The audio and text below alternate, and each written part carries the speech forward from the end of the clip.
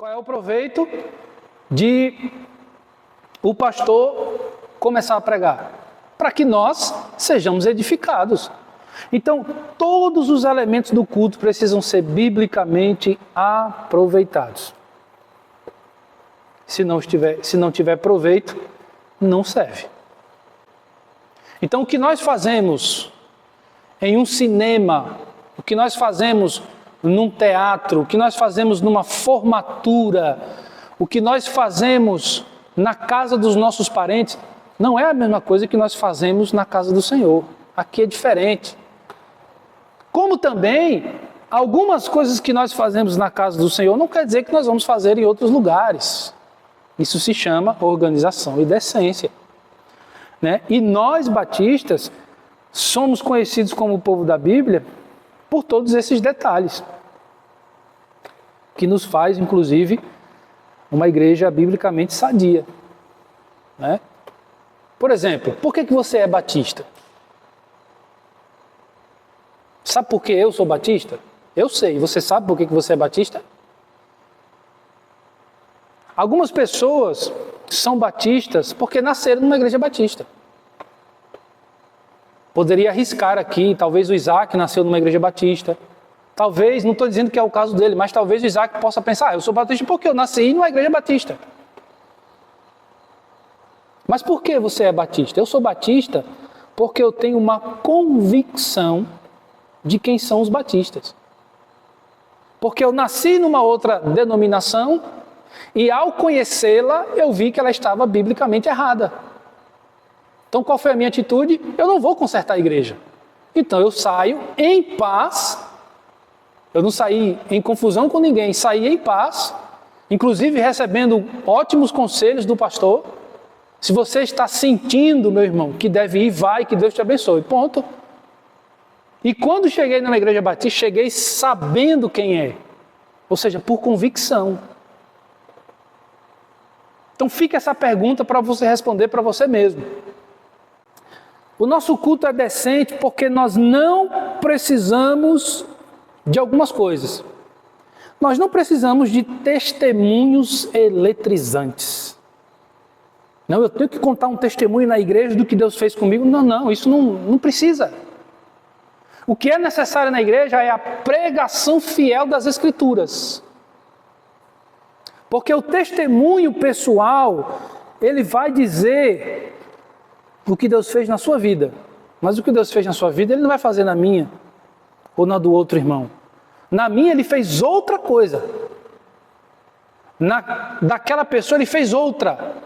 Agora, quando a palavra de Deus é pregada fielmente, aí está sendo dito o que está escrito. E todos serão abençoados. E não uma ou duas ou três pessoas. Conta-se a história de um jovem de pouca idade, mas era casado e estava passando uma necessidade. Eu vi essa história quando eu era mais novo, não sei se é verdade ou não, mas só para ilustrar um pouco. E essa história dizia que esse jovem estava passando uma necessidade financeira terrível. E ele tinha um fusquinha, velho, mal tinha dinheiro para abastecer, andava com um carro desregulado e era uma luta. Aí alguém chegou para ele e disse, eu vou orar por você, vou interceder pela sua vida, está certo. De repente, esse jovem chegou à conclusão que, por uma atitude de fé, ele deveria vender aquele carrinho, não ia pegar muito dinheiro, e iria fazer um investimento numa padaria. Ele vendeu o carrinho, não deu muito dinheiro, ainda ficou tentado a abastecer a despensa da casa com aquele pouco dinheiro, mas ele disse, não, eu vou investir nessa padaria. Aí construiu no canto da casa um cômodo pequeno e diz a história, não sei se é verdade, que ao passar dos anos, aquela se tornou uma das maiores padarias da cidade. Aí alguém, quando ouviu essa história, foi convidado para pregar numa igreja Chegou na igreja, ele disse assim: irmãos, o que eu tenho para dizer para vocês aqui, que o Senhor colocou no meu coração, não está na Bíblia. É uma história de um amigo meu. Aí contou essa história, que não está na Bíblia, e todo mundo saiu chorando, emocionado, aquela coisa toda. Aí vem a pergunta, qual é a pergunta? Afinal, está ou não escrito? Quem foi que disse que você tem que vender o seu carrinho e montar uma padaria? Quem disse isso? Onde isso está escrito? Então, esse tipo de atitude demonstra totalmente a imaturidade daquele que se diz cristão. Como é que alguém chega no púlpito e diz assim: o que Deus mandou eu falar não está na Bíblia? Oxe! E o sola escritura? Fica onde? E o nosso primeiro princípio batista? Somente a Escritura, claro, mas a Bíblia protestante como única regra de fé e prática. Onde fica esse princípio? Jogaram fora. Então, nós não precisamos de testemunhos pessoais eletrizantes. Para que sejamos de fato batistas, o nosso culto, ele é decente, porque nós não precisamos de um pregador famoso. A gente precisa? Não. A gente precisa do quê? De alguém que pregue fielmente a Bíblia. Na prática, qualquer um de nós aqui, se pregar a Bíblia fielmente, cumpriu o seu papel. A gente não está dizendo que pregador famoso é errado, não. A gente está dizendo que não é necessário. Ou seja, amanhã quem vai pregar aqui não é o pastor. E agora? Não vai ter palavra? Quem disse que não vai ter? Claro que vai ter. A pessoa que vai pregar fielmente a palavra de Deus, ponto. Pode ser que alguém não pregue tão teologicamente quanto o outro. Isso acontece, porque um é teólogo, o outro não. Mas o segredo não é a teologia. A teologia é necessária para quem assume a posição sacerdotal, para que tenha uma base científica, histórica, teológica, porque desempenha um papel muito vasto. O pastor, ele prega, ele ensina, ele aconselha, então quanto mais ferramenta ele tiver, melhor. Mas uma pessoa que vai pregar, que não tem curso de teologia, ela pode pregar muito bem a palavra de Deus. E isso é muito importante que nós saibamos. Nós batistas somos assim. Nós não precisamos de uma pregação em outros idiomas. A não ser que tenha alguém aqui que veio da China e não fala português. Como é que ele vai entender o sermão? Tem alguém aqui que fala chinês? Não, e agora? A gente vai sugerir para ele: meu irmão, ninguém fala chinês, então liga o teu Google Translate aí, vai traduzindo, porque não tem o que fazer.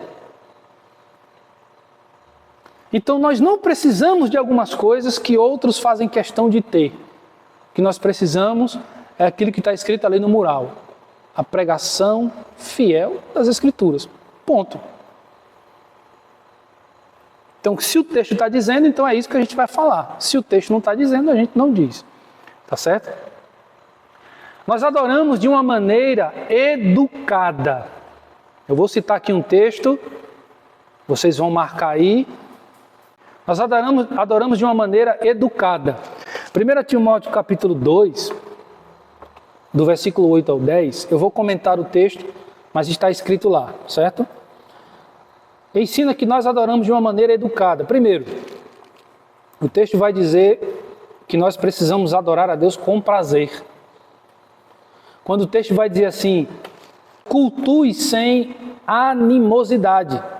Animosidade quer dizer preguiça, sem interesse, descontente, triste. Quando eu digo triste, estou falando triste com a igreja. Eu estou triste com essa igreja. Não faça isso. Você não vem cultuar a igreja, você vem cultuar com a igreja. O texto vai dizer que nós precisamos adorar de maneira prazerosa. E se você adora a Deus e não sente prazer, tem alguma coisa errada. Você pode adorar a Deus triste, frustrado, com qualquer coisa. Ah, essa semana foi difícil, eu estou abatido. Acontece. Mas isso não pode tirar o teu prazer de adorar a Deus.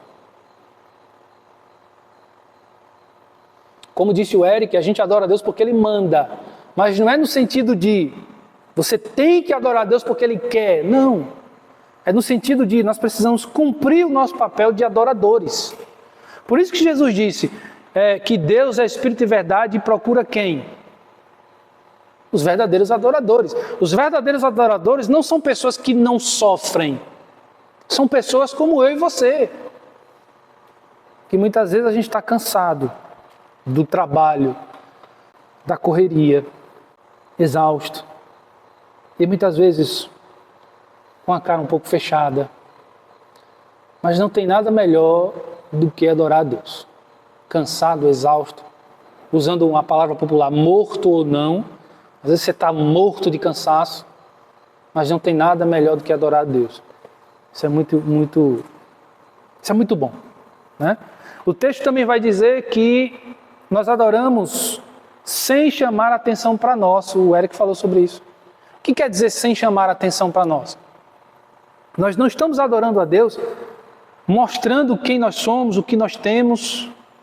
Não, a gente adora a Deus louvando a Ele. É muito simples. E depois o texto fala, 1 Timóteo 2, 8 a 10, que nós adoramos a Deus demonstrando frutos dignos de arrependimento. Por isso que muitas vezes nós encontramos salmistas cantarem nos seus salmos que são pecadores, que são errantes, mas que graças a Deus foram abençoados por Deus. Então isso é o quê? Frutos dignos de arrependimento. Senhor, essa semana foi difícil, eu nem te busquei como deveria. Me perdoe por isso, mas neste momento eu te adoro, porque o Senhor é bom. Um exemplo. Isso é muito importante. Os batistas são o povo da Bíblia porque o seu culto, nosso culto batista é bíblico. Mas vamos falar também da pregação batista. Nós somos o povo da Bíblia porque a pregação batista é bíblica. E o que é uma pregação bíblica? Numa igreja realmente batista, as escrituras serão realmente expostas. Grave isso. Se qualquer um que se diga batista, principalmente pastores, subirem num púlpito e falarem qualquer coisa, menos o texto bíblico, ele não entendeu o que é ser batista. Na verdade, ele não entendeu o que é ser cristão. Então, se uma igreja é realmente batista, as escrituras serão realmente expostas. Se o texto está dizendo que nós estamos em pecado, então é isso que vai ser dito no sermão. Por mais que você se incomode. Como também, se o texto estiver dizendo que nós somos amados por Deus, é isso que vai ser dito no sermão. Isso é ser cristão, é ser batista. Expor as escrituras. Certo? Acompanhe comigo, por favor, 1 Coríntios, capítulo 2. Quero ler esse texto com vocês. 1 Coríntios, capítulo 2. Depois você vai deixar marcado aí, porque a gente vai ler o capítulo 1. Está bem pertinho. 1 Coríntios, capítulo 2, versículos 4 e 5. Veja só o que diz o apóstolo escrevendo à igreja. Ele diz assim: e a minha palavra, tenha em mente que quem está falando isso é um pregador, tá?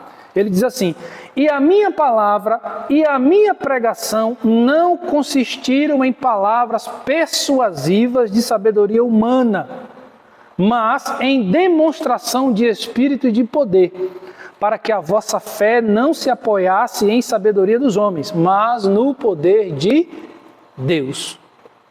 O apóstolo aqui está dizendo o seguinte, que a pregação dele é para que os seus ouvintes se apoiem no poder de Deus e não no poder dele. Percebe? Quando eu era seminarista, estava na faculdade de teologia, toda semana tinha um devocional, um culto. Nós chamávamos de lexão. Lexão é uma palavra latina que quer dizer culto, é a mesma coisa. E aí, em uma dessas lecções, foi convidado um pastor batista, famoso, e claro, chamou a atenção. Eita, quem vai pregar hoje é o pastor fulano. Daí começou a lecção, né? Cantamos ali 2 louvores. Depois, o diretor do seminário trouxe algumas informações, fez uma oração e convidou o pastor convidado. Está conosco aqui o pastor fulano, homem de muita dificuldade para encontrar uma agenda. Já botou ele lá em cima, né? Mas graças a Deus está conosco e ele vai nos trazer uma reflexão bíblica. Ele pegou o microfone, cumprimentou a todos, disse como era bom estar de volta naquele ambiente que ele passou um dia como seminarista e tal, né? E aí disse o seguinte: irmãos, eu tenho uma vida difícil. Eu sou advogado, passo a semana toda nos fóruns, resolvendo questões, defendendo pessoas. Olha, é uma semana de luta. Cheguei agora há pouco, inclusive aqui no seminário, estava vindo de uma defesa. E pense nos casos que o Senhor coloca para me defender. A minha esposa também é advogada. É uma luta, irmãos. Ore por nós. Nós estamos ali na Igreja Batista tal e tem sido difícil. Rogo as orações de cada um de vocês que estão aqui estudando, se aprofundando, com certeza futuros pastores e tal. Agora recebemos a notícia que o meu filho também deseja entrar nessa área jurídica, e aí ele não leu mais o texto, não falou do texto, não falou nada. Os seminaristas que estavam com as mentes fervendo teologia já estavam por aqui com ele. Esse cara não vai falar nada, não é possível. E foi 30 minutos, 40 minutos, 50 minutos e nada de texto. Mas a gente entendeu como é o dia a dia dele, que realmente é difícil. Deve ser por isso que ele não tinha conteúdo bíblico nenhum. Talvez fosse melhor ser advogado e não pastor. Pode parecer engraçado, mas isso acaba com as igrejas, porque a igreja não é alimentada da forma correta. Imagine o vosso pastor a semana toda, 2 horários trabalhando. Chega em casa moído. Quarta-feira o pastor chega aqui 7:30 da noite. Só o pito, como diz a história.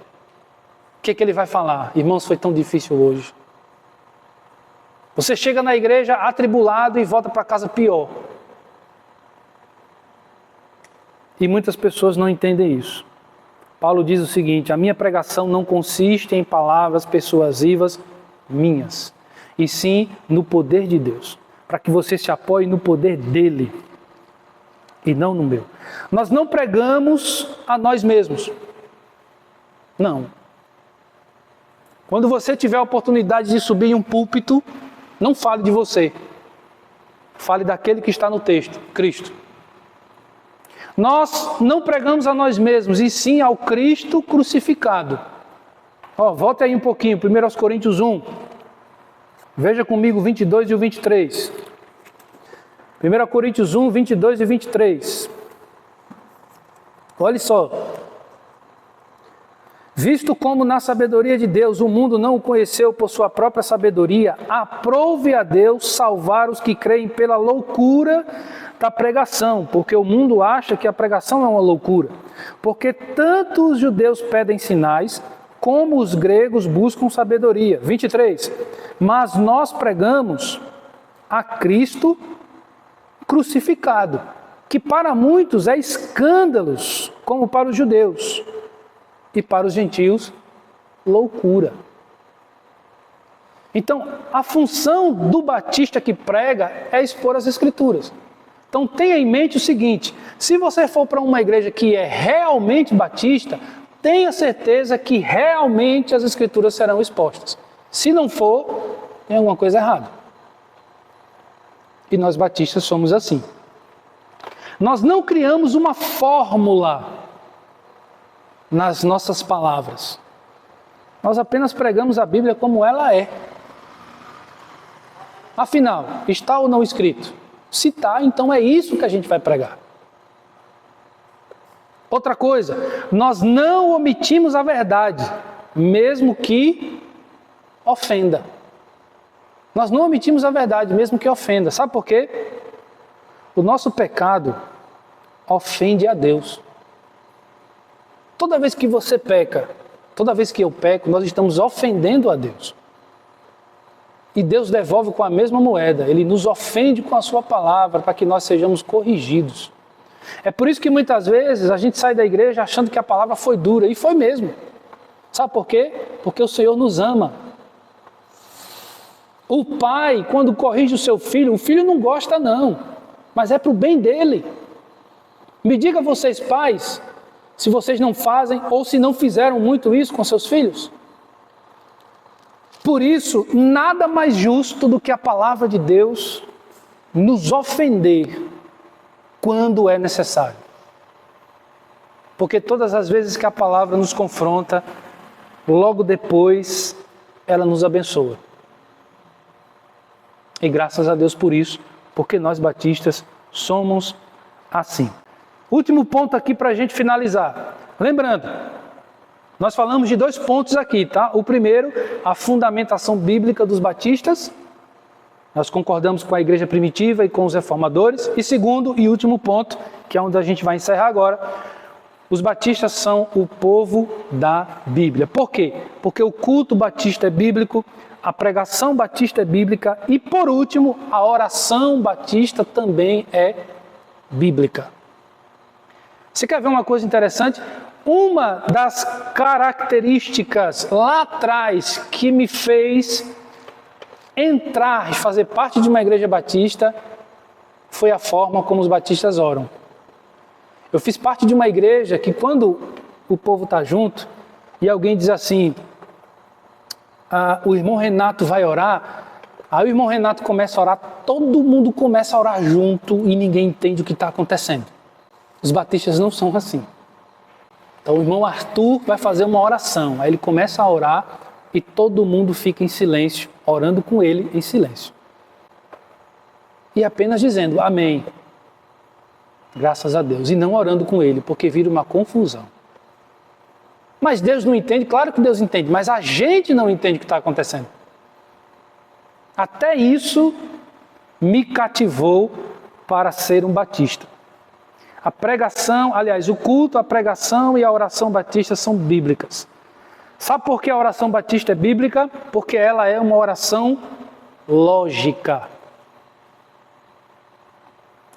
Lembra o que Satanás disse para Jesus? Transforma estas pedras em pães. Parece que Jesus disse assim, para quê? Qual a necessidade disso? Tem gente que ora de uma maneira ilógica, sem sentido nenhum. A nossa oração ela é lógica. Tiago capítulo 4, nós vamos chegar nas exposições de domingo no capítulo 4. Mas olha só um pequeno spoiler. Tiago capítulo 4, versículos 2 e 3, Tiago diz assim, vocês pedem e não recebem. Sabe por quê? Porque vocês pedem mal. E o que é pedir mal? É pedir para gastar com seus próprios prazeres. É como uma criança que ainda não tem noção das coisas. Eu fiz muito isso quando eu era pivete. Chegava para o pai e dizia, pai, me dá R$1. Para que você quer R$1? Para comprar coisa. Que coisa? Não sei, lá eu vejo o que é que eu vou comprar. Só para o meu prazer. Existem cristãos que oram assim. Senhor, faz isso. Senhor, me dá isso. Em nome de Jesus, Senhor, opera nisso. Para quê? Para o seu próprio prazer. Isso quer dizer pedir mal. É uma oração sem sentido. A nossa oração batista ela é bíblica porque ela é lógica, como também ela é sábia. E nós já falamos nisso em Tiago capítulo 1, nos domingos. Quando Tiago diz assim, se você não sabe orar com sabedoria, peça sabedoria. Porque Deus dá. Tem uma coisa que Deus não nega para ninguém: sabedoria. Deus dá. E também a nossa oração, ela é lógica, sábia, mas principalmente de acordo com a vontade de Deus. Não vai acontecer porque você orou. Se acontecer é porque Deus quis. Se não acontecer é porque Ele não quis. Se Ele quis e aconteceu, bendito seja Deus. Se Ele não quis e não aconteceu, bendito seja Deus. Por fim, queridos, a nossa oração, ela é livre de desnecessidades. É como uma oração sem sentido. Para que transformar pedra em pão? Isso é desnecessário. A nossa oração é livre de desnecessidades. Vamos abrir Lucas capítulo 18, e esse será o texto que nós vamos encerrar. Lucas 18, 11 e 12. O fariseu orava de si para si mesmo. Isso aqui é completamente revoltante. Como é que nós oramos? De nós para nós mesmos? O que seria orar de nós para nós mesmos? É como se eu começasse a orar da seguinte forma: Pastor Jones, me abençoe. Tenha misericórdia de mim, Jones. Estou orando de mim para mim mesmo. Isso não é um absurdo? Isso é revoltante. Quem ora desse jeito? O fariseu orava de si para si mesmo. E por que ele orava de si para si mesmo? Porque a oração dele não estava chegando em Deus. E por que não estava chegando em Deus? Olha que absurdo. Olha a oração dele. Ó Deus, graças te dou porque não sou como os demais homens. Qual a necessidade disso? Porque eles são roubadores, injustos e adúlteros. E eu nem sou como este publicano que está aqui do meu lado. Eu jejuo 2 vezes por semana e dou dízimo de tudo quanto ganho. Essa é uma oração desnecessária. Como você se sentiria, você que está aqui hoje, se a pessoa que está próxima a você começasse a orar dessa forma? Ó Deus, graças te dou porque não sou como os demais. Você está ouvindo essa oração, qual a sua reação? Porque eles são ladrões, mentirosos, adúlteros, e nem como este publicano. Aí ele aponta para você. Graças te dou porque eu não sou como ele. Pelo contrário, eu jejuo 2 vezes por semana e dou dízimo de tudo quanto ganho. Qual seria o seu sentimento? Tem gente que faz isso. Tem gente que numa oração quer pregar. Tem gente que numa oração quer humilhar o outro e exaltar a si. Como este elemento fariseu está fazendo aqui. Nós batistas somos o povo da Bíblia, porque a nossa oração ela é bíblica.